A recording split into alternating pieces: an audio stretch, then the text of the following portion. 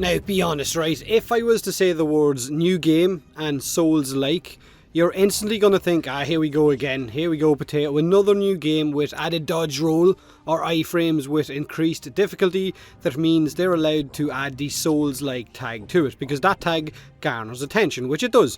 And you would be right with a lot of past games that have tried that approach, but Mortal Shell looks like the real deal. Now, whether you're a fan of any Dark Souls game, Bloodborne, Sekiro, Neo, then Mortal Shell is a game that you're probably going to have some kind of interest in. Another game for you to bash your head against the wall while playing it, because I know players who love Souls-like games enjoy the increased difficulty and the torture that comes with it. Now, while watching this video, consider that this game is being developed by, I think, 15 people. 15? And if that's true, holy crap.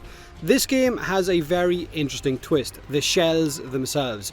Basically empty dead bodies belonging to warriors scattered around, shells that you can possess, and in doing so can then gain control of their weapons and abilities. And the more you use a particular shell, the stronger it will get by, I'm guessing, upgrading and unlocking new abilities. Now, the website mentions harnessing innate talents, adding acid to weapons, arcane powers, and in the trailer footage we got to see a shell slamming its weapon into the ground to harness fire, another making ice spikes shoot out of the ground, and at one point in the trailer your shell becomes stone, which allows it to then block an incoming attack so that you could then counter attack it. Another seems to phase dash and is being attacked at the same time.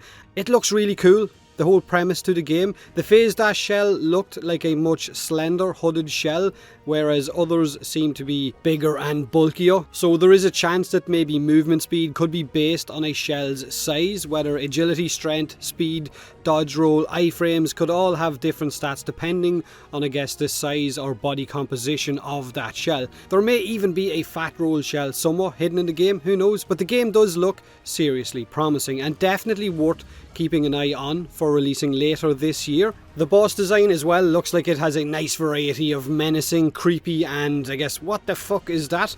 The big chunky boy with the mace looks really bloody painful. Now, Mortal Shell is described as an action RPG with unforgiving combat set in a shattered world where you awaken as an empty vessel and are given the task by the Dark Father to harvest, I think, sacred glands.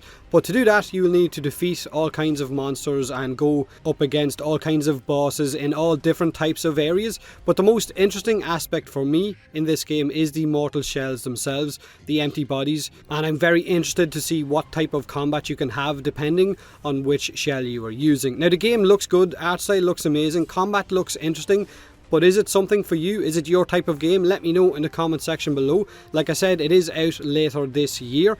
As always, hit that like button or don't, subscribe or don't, and thanks for watching.